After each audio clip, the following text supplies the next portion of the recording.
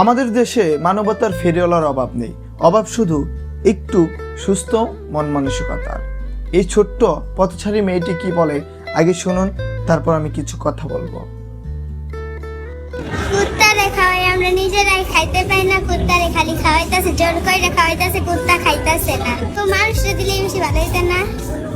একটু হুদায় অপচয় করতেছে, কুত্তারে দিতেছে, কুত্তা নিজে না খায় ভাগতেছে।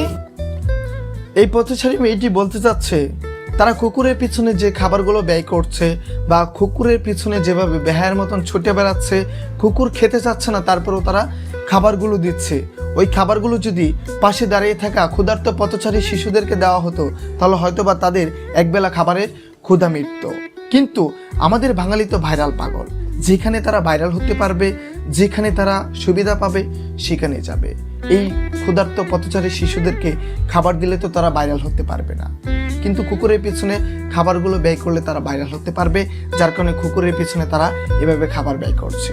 হ্যাঁ ভাই, এটা আমাদের বর্তমান সমাজ এবং এটা আমাদের বর্তমান সমাজের বাস্তবতা। ধন্যবাদ।